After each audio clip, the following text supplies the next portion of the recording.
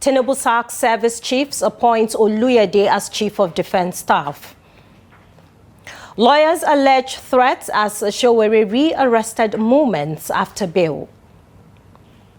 Zulum urges vigilance after Boko Haram drone-aided attacks in Borno. Away from Nigeria, Suluhu faces criticism as Tanzania election crackdown deepens. A warm welcome to News Updates on Trust TV. I am Mimuna Bagudu.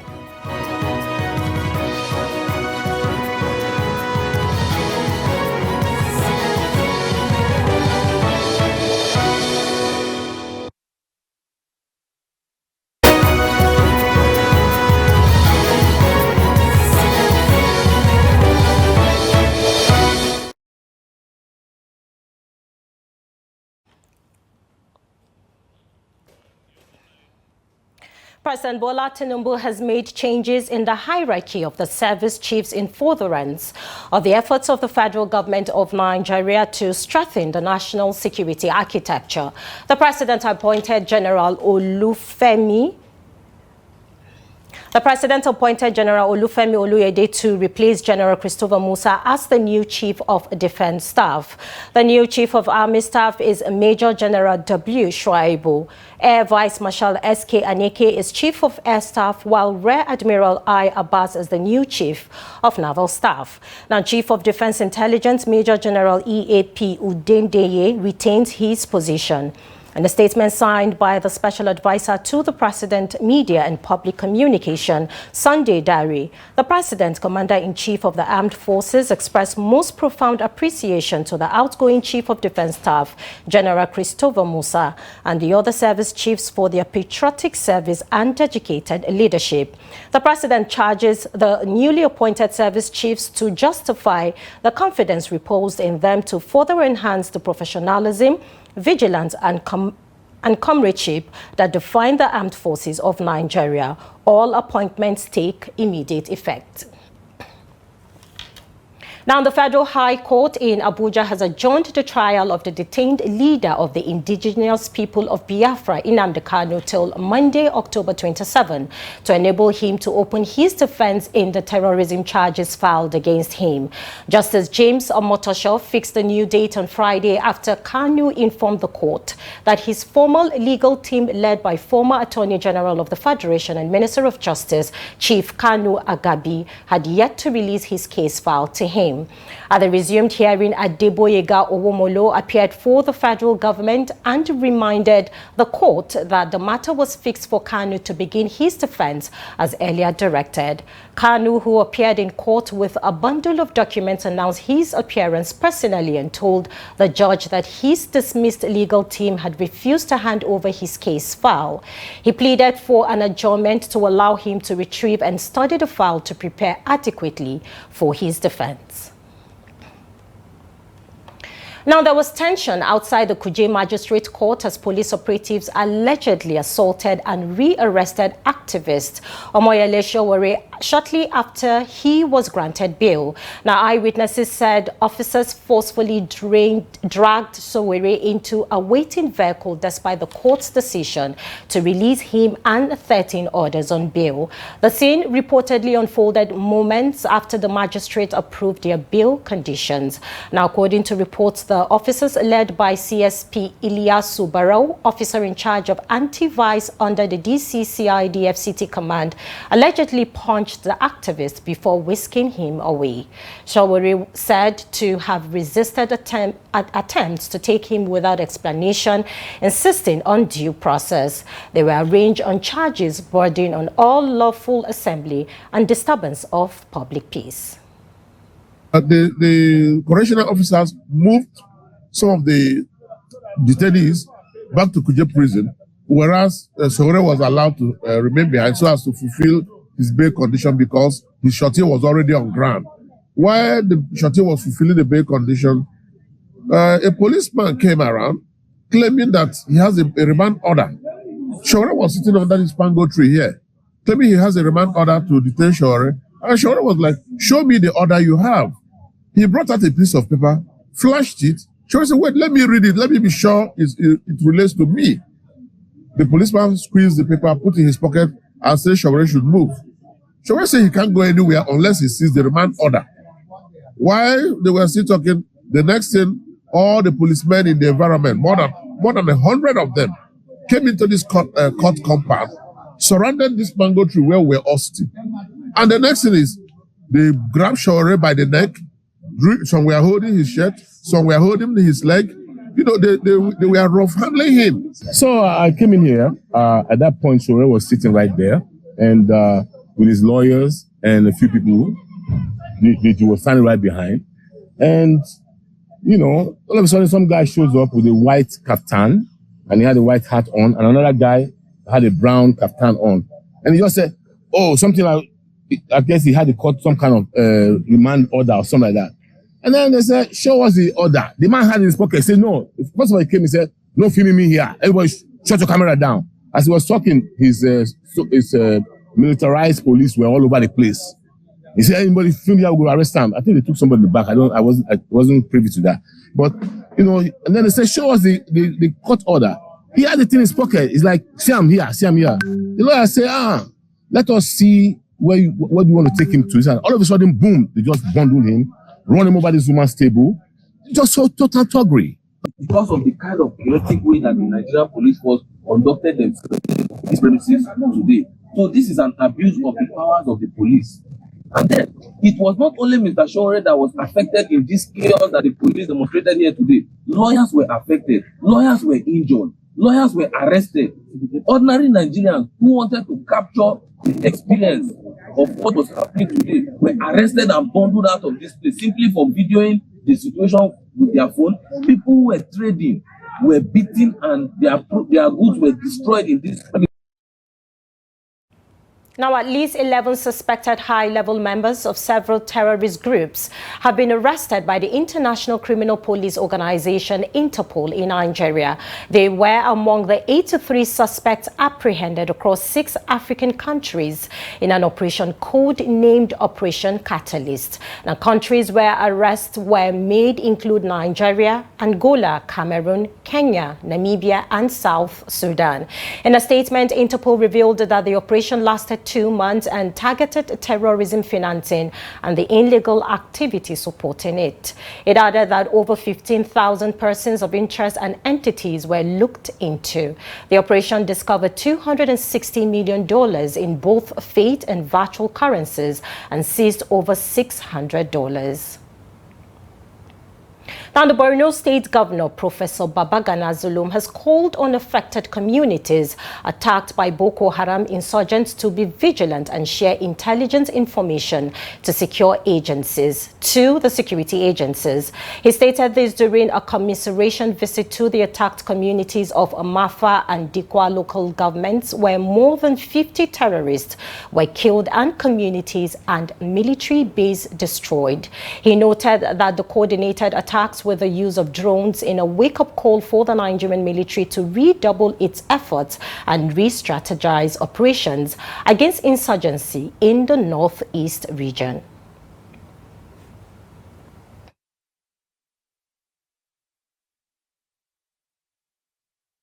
To commiserate with the officers and men of the Nigerian Army, as well as with the community on what has happened what has happened last 2 days. And we thank God that the level of the casualties are lean. We lost about 1 person here and about 2 or 3 people in Dikwa local government area. So we are here to commiserate and then to build confidence on the people and to assure them that both the federal government and the state government are doing everything possible to avert future occurrence. I urge the community to be vigilant and to give credible information to the Nigerian armed forces. And now we move to Kaduna State, where the state governor, Uba Sani, has commended the Department of State Services, DSS, for a highly coordinated covert operation that led to the dismantling of a major gun-running syndicate and the recovery of a cache of arms and ammunition in the state. Describing the development as a turning point in Kaduna's fight against insecurity, Governor Sani said the operation revealed how the state had become a critical transit route in a regional arms trafficking network supplying weapons to bandit groups across the northwest. The report. Speaking through the Commissioner for Internal Security and Home Affairs, the governor said the success of the sting operation affirms the strength of Kaduna's intelligence-led security framework, known as the Kaduna Peace Model, which emphasizes interagency collaboration and community-driven surveillance. Security sources said the DSS arrested 3 suspects in separate operations in Igabi and Kachil local government areas. One of the suspects, a 30-year-old man, was intercepted along the Nnamdi Kanu bypass while transporting weapons concealed inside sacks of maize.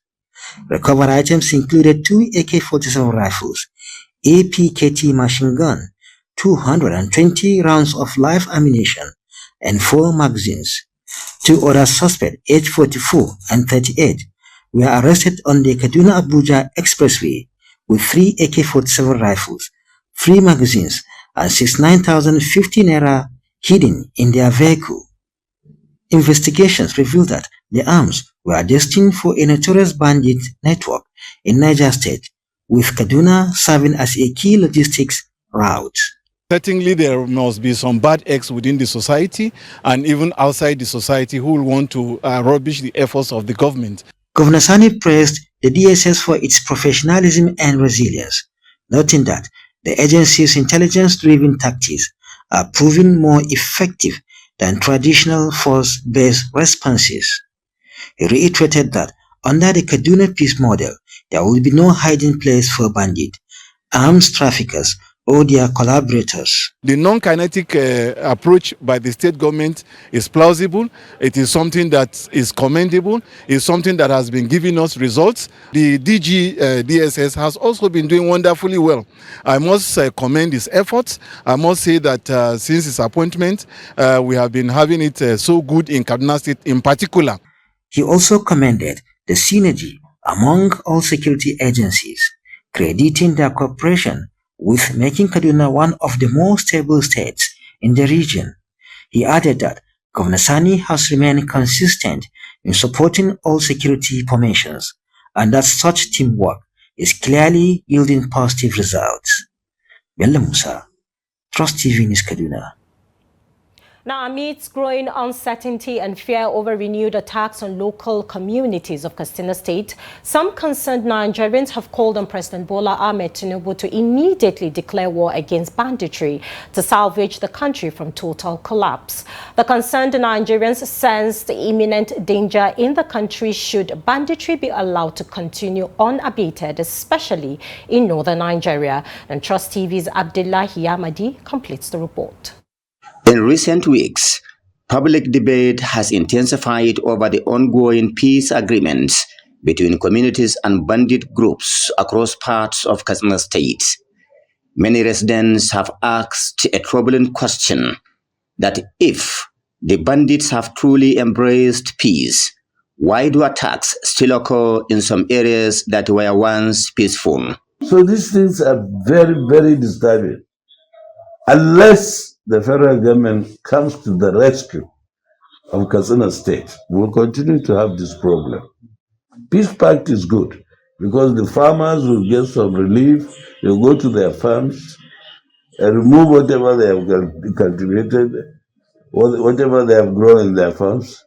But I assure you, it's temporary. It's the highest form of disgrace the Nigerian security agencies, I believe, ever face in the eyes of this country. In front of the security agencies, the police, the army, and all of them, bandits coming with weapons, with uniform.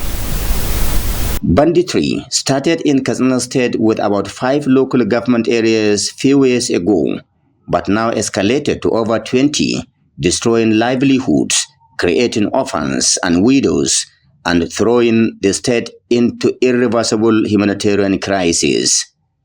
Many wonder why, in spite of all this, the federal government is yet to see reasons to declare war against these enemies of the Nigerian state.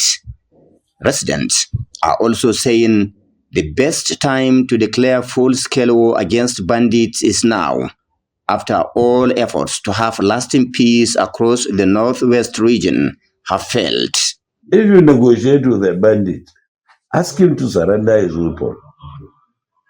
If he relinquishes his weapon and you collect it, at least you have gone a step further in ensuring peace within that locality.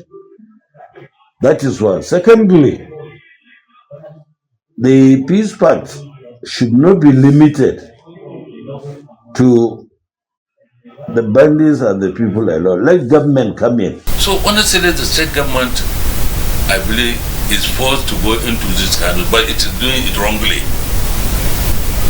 Look, you cannot negotiate with bandits on the point of weakness. What we wanted was the military or the security agencies generally to declare war on these people. Assure them, you understand, make everything from the air and also on the ground until when they are able to surrender by themselves. Now, local governments such as Kankia, Charanchi, and Kusada that were once peaceful have become major strongholds of bandits few days after a peace deal in the areas that were previously unsecured. So far, in the Lima district completely, there is not any single town that has not faced such attack once or two or three times within just 6 to 7 months ago. So that's why we expected that if government or security agency will take necessary measure to stop this thing or start continue moving to other places, it is very beautiful for us.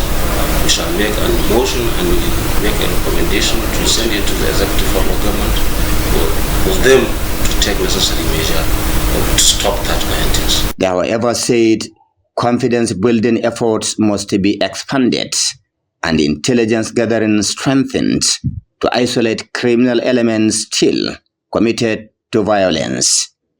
Experts suggested that the government need to show firmness and peace should never become an excuse for impunity, believing that those who reject dialogue and choose to continue attacking innocent people ought to face decisive military action. Abdullahi Izumayamadi, Trust Television News, Katsina. Now moving on to more stories, Adamawa State Governor Ahmadu Umaru Fintiri has reiterated his commitment to fully supporting the Better Education Service Delivery for All BESTA program, emphasizing that his administration will continue to partner with the World Bank to enhance education across the state. The governor gave his assurance while receiving a BESTA World Bank delegation at the Government House in Yola. Now Trust TV's Gibson Swadigo reports. The delegation include Shin Nomera, a World Bank senior economist and team lead for education programs, who explained that the team was in Adamawa State to assess ongoing education projects and strengthen their implementation. This was Nomera's first visit to Adamawa, where he expressed satisfaction with the progress made so far under the BESTA, AF and TESTA programs, particularly in school construction, teacher support and community participation. He noted that while the project has seen significant advancement, there is still 1 year remaining, adding that the mission aims to review achievements and ensure all outstanding activities are completed before the program concludes in October 2026. Investing in education is important for the safety, building the safety in the country, because many children out of schools currently have no opportunities, and they could be influenced by the different philosophies. So having a good education, good quality education, and enjoy the learning opportunities important for building the peace and among the communities. Governor Fintri expressed gratitude to the World Bank for its support, but appealed for a more equitable distribution of funds, highlighting that Adamawa has faced major setbacks due to insecurity that has damaged many schools and infrastructure. He stated that Adamawa remains dedicated to transparency and accountability in all partnership projects and will continue to construct modern schools, provide teachers with learning resources, and expedite delayed programs for the benefit of the state's children. So I want to assure you that it is a partnership that works. We are not here at the subnational to subvert any program that the bank will bring to us. This is a different set of governors that are really down to earth to ensure that whatever comes in is really judiciously utilized for the benefit of our people. This I want to assure you and for you to take it back to the bank. The primary goal of BESDA is to reduce the number of out-of-school children and improve literacy levels in Nigeria, especially in states with a high number of children not attending school. Gibson Adugo, Trust TV News, Yola. And now in business, global oil prices rose by more than 5% on Thursday after U.S. President Donald Trump imposed sweeping sanctions on Russia's key oil industry, targeting major producers Rosneft and Lukoil in a bid to pressure Moscow to end the war in Ukraine. The move triggered a rebound on Wall Street, coming as the White House confirmed that Trump will meet Chinese President Xi Jinping next week to discuss trade relations amid efforts to stabilize global markets. The European Union also announced a new round of coordinated penalties against Moscow. Analysts said Rosneft and Lukoil account for just over half of Russia's crude output, warning that the sanctions could flip the global oil market into deficit next year, depending on enforcement. Russia's foreign ministry dismissed the measures as politically motivated, cautioning that they could undermine diplomatic efforts while insisting that the country's economy had developed strong immunity to Western restrictions. Now away from Nigeria, less than 6 months after Samia Suluhu Hassan was inaugurated as Tanzania's first female president in 2021, the country's most famous cartoonist depicted her in a military general's uniform under the title dictatoress. A former vice president who rose to the presidency after the death of predecessor John Pombe Magufuli, Hassan initially gave indications that she would relax the government's repressive tactics against opposition leaders, civic groups, journalists, and others. But as Hassan seeks her first properly elected term in the October 29 elections, critics say she has defied those early hopes. Amnesty International said in a statement this week that repression in Tanzania has intensified with civilian abuses ranging from arbitrary arrest to enforced disappearances and even extrajudicial killings. Hassan's political group Chama Cha Mapinduzi is one of Africa's longest ruling parties, a version of CCM that maintains ties with the Chinese Communist Party, has held power since independence in 1961. And now in sports, the Guinea Football Federation has announced that the Court of Arbitration for Sport, CAS, will hold a hearing on November 17, 2025 in Lausanne regarding the African Cup of Nations qualifying dispute with Tanzania. A verdict is expected shortly after the hearing. Now, Fegofoot is being represented by the Belgian-based law firm 11 and law known for its experience in international sports cases. The Federation revealed that both parties have exchanged written written argument, allowing Guinea to present its case, which centers on alleged violations of CAF's playing eligibility regulations. In line with CAS procedures, the case has been handled confidentially to ensure fairness and transparency. Fegufoot stated that it has respected this confidentiality throughout the process. With that, we've come to the end of news updates on Trust TV. Do well to follow us on all of our social media platforms and subscribe to our YouTube channel for more news. Join us at 9 p.m. for News Hour. Have a good evening.